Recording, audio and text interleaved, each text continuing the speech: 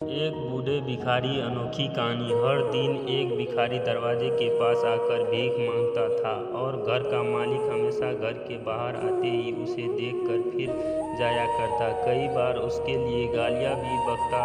वो कहता, तू जिंदा ही क्यों है? पूरी जिंदगी ऐसे ही भीख मांगेगा क्या? धरती का बोझ क्यों बना बैठा है अभी? और कभी उस भिखारी के गुस्से में वह धमका भी मार दिया करता। इतना कुछ हो जाने के बावजूद भिखारी के मुंह से सिर्फ यही निकलता, भगवान तुम्हारे पापों को माफ करे।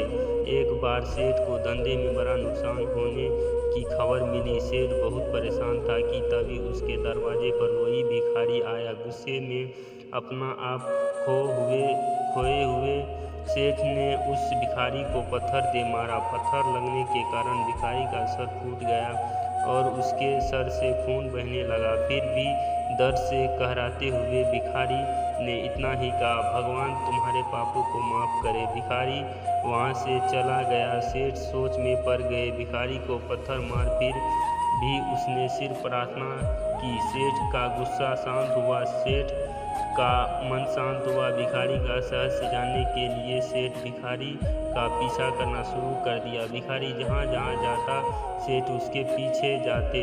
सेठ ने देखा कि कोई उसको खाना देता, कोई उसको मारता, कोई अपमानित करता तो कोई गाली देता। लोग भिखारी के साथ चाहे जैसा व्यवहार करते, लेकिन भिखारी सबके लिए एक ही प्रार्थना करता, भगवान तुम्हारे पापों को माफ करे। अब रात होने को आई थी। भिखारी अपने घर जाने के लिए लौटा। वो अपने घर पहुंच गया, लेकिन सेठ अभी भी उसका पीछा कर ही रहा था। एक पुरानी टूटी हुई खटिया पर एक बूढ़ी औरत लेटी हुई थी, काफ़ी कमज़ोर और बीमार लग रही थी।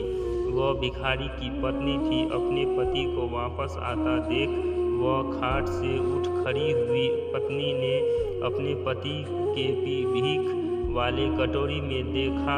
उसने सिर्फ आधी रोटी थी। उसे देखकर वह बोली, आज बस इतना ही मिला। और हाँ, आपके सिर से खून निकल रहा है, ये चोट कैसे लगी?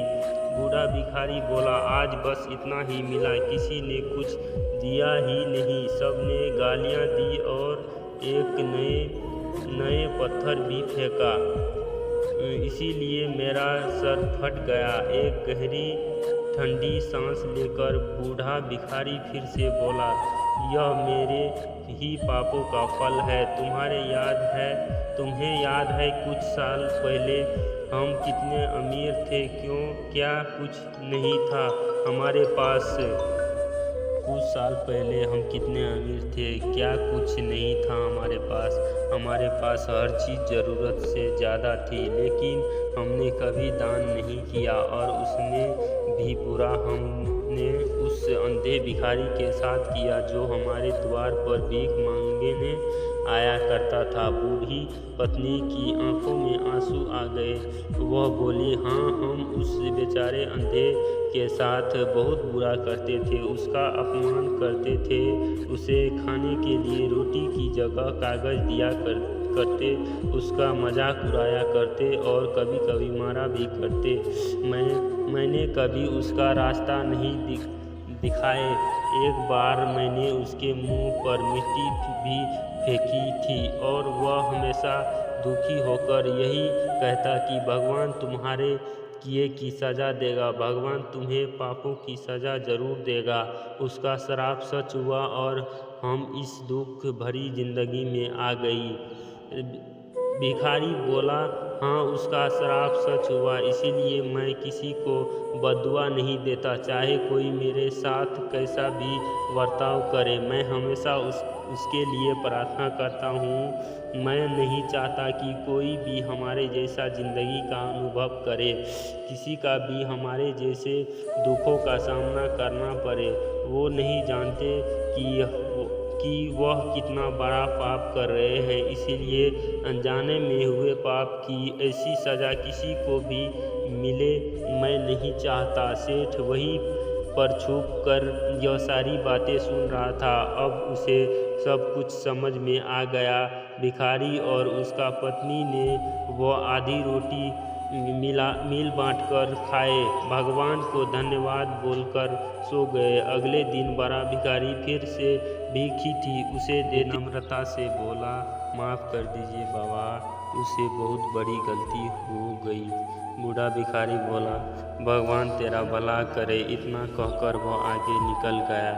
इस कहानी से जो सीख लेने लायक है वह बड़ी ही सिंपल है कि आदमी चाहे किसी के बारे में बुरा कहे या भला करे, लेकिन भगवान सिर्फ कर्म के हिसाब से उसको फल देता है।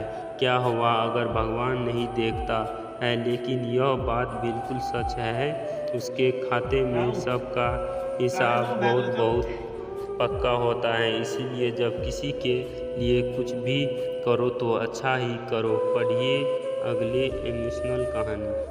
अगर वीडियो अच्छा लगे तो लाइक सब्सक्राइब ज़रूर कर ले और बेल आइकन को दबाना न भूलें।